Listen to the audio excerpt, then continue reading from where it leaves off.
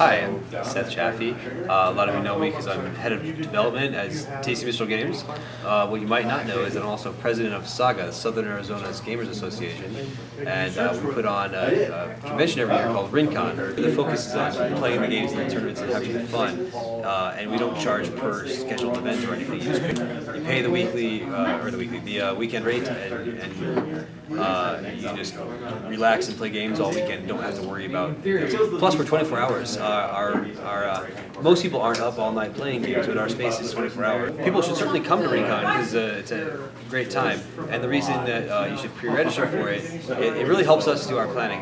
You get a discount, first of all. Pre-registration is a discounted rate versus showing up at the door, so you'll save about $10. Furthermore, we have scheduled games that we put on the schedule in the middle of the year, and if you pre-register, you can sign up for games early and make sure you don't miss out. All right, so I'm here with Don from HopeGamer.com, and he is sponsoring RinCon, and he runs the Open Game Library. So Don, tell us about it. Well, the library, we have a number of games here that most of them from our collection that we've gathered. We used to do a lot of game reviews. Now we do a lot of product demos for various manufacturers, and we build up a lot of games over the time, and we still continue to put them to good use. So I like to bring them out to the convention and let people play. So does it cost anything to play the games? Not at all. People just come to us. They drop off. Usually, there's a lot of systems people do. We just, to keep it simple, have them give us their ID. They take out the game. We just swap when they come back, and they can take the game and play for as long as they want. So unlike other shows that charge tickets, this is free. Yep, absolutely. And it's a way to play a game before you buy it. Yes, yeah. We get a lot. There's a lot of places. Of course, you can buy the games right in the dealer's room. So this is an opportunity, to either, if you find something there you like, you can oftentimes come here and play it. Or if you find something you like here, then you can go back there and buy it. So it's a pretty good relationship. Well, cool.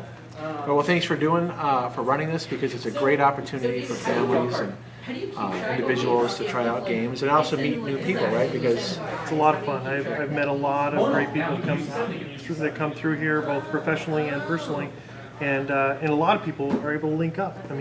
Conventions are an amazing place that you can walk through and somebody's going to tag you and say, hey, do you want to play a game? Nowhere else in the world can you find that. Right, well, great. Well, thanks, Don. All right, so I'm here with Shane Hensley, the president of Pinnacle Entertainment. I've known you, Shane, for, probably 13 years. Yeah, sounds right. Yeah. So you come to RinCon. This is a local show. Why do you come to this show? So I was invited last year, and I had a great time here. It's a very laid-back, relaxed kind of con. It was a lot of fun. I remember playing with your kids and a lot of other people that I just had a really good time with. So when they mentioned coming back, I jumped at the chance. Right, and that was one of the highlights of the show, is being able to play a game with the creator. In fact, that was one of the best role-playing events I've ever had when you ran it as the game master. So that's one of the advantages of a local show, is that you can really get to know the creators, and whereas big shows, you're usually too busy. That's right, yeah. And your flagship title is Savage Worlds, right? Yeah, Savage Worlds is the game engine that powers a lot of our settings. So we have different settings like Deadlands or Weird Wars, which you did some writing for years ago, and now is in a different form.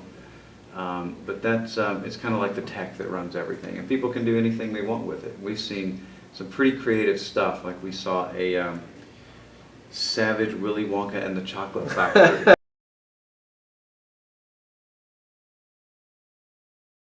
So since you go to a lot of shows, I saw some kids that you were playing with in the past. When you go to these other shows, you see a lot of kids playing role-playing games? Yeah, our crowd for our game tends to skew older, but what we do see a fair amount of is guys like you who bring their kids and play with their kids. And man, there's nothing that makes you happier as a game designer to see that, because while I enjoy video games and computer games and stuff too, what I love about the tabletop experience that we have is the social aspect. Right. The fact that people are sitting across from the table, interacting with each other, looking each other in the eyes, and most importantly, forming memories that will last the rest of their lives. Right. Your kids will remember how cool it was that they played with their dad at that show. Yeah, they still talk about it a year later. They won't remember me or the game. They'll remember they played with their dad, and that's awesome. True. So anything else you wanted to mention? Not really, just if you're somebody listening to this for the first time and you've never been to a convention like this, give it a try. It's pretty cheap to walk in the door and look around, go to the dealer's room, check out. There's so many kinds of games available these days, from board games to role-playing games, card games. There's something for everybody. Yeah. And you will meet other people who have similar interests to you, and it will become a lifelong obsession. Yeah, I mean, me and you both go to the big shows. I don't think people realize how good they have it when they have a local show. Yeah. I mean, they can drive here, they don't have to pay for parking, that means you don't have to pay for hotel rooms, they can eat at home, That's right. and they can leave with their car and go eat somewhere else if they had to. That's right. And you don't have to buy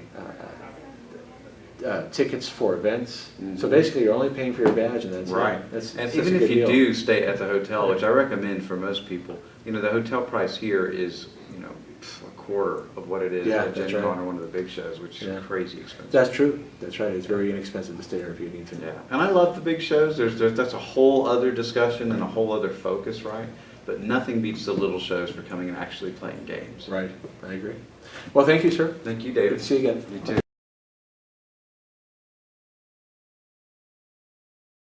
How did you start designing role-playing games? Where did you get into this from? And anyone who'd like to start can. I guess when I was younger, my dad and I would role play, and he would do a lot of house rules and stuff. And eventually, Mark and I were sitting around like, "Hey, let's start a role playing game company," and then we did. And then eventually, I started designing more than just helping the design. I started designing my own. When you're doing that blind testing, do you observe the game and just zip Some, your lip? there are some people that do. They like pretend I'm not here, and you sit back and you don't say anything. It's really difficult to not say anything, especially if they. So blind testing does a couple of things. It tests your rules as much as it tests your game. Ideally, for a blind test, you hand them the game and the rules, and you don't even tell them how to play. And then they read the rules, they misunderstand something, they're playing wrong. It's very difficult to not say something. Because ultimately, these are people you're going to build a relationship with, right? I think that's the most important part of this. Is crowdfunding is not a free money hole. Crowdfunding is a 0% loan from people you don't know. Yeah. The blogs that I read about Korean publishing, pretty much all of them say, treat your backers, backers first. It's all about their backers, and the ones that do that tend to be very successful. There's Jamie's Tech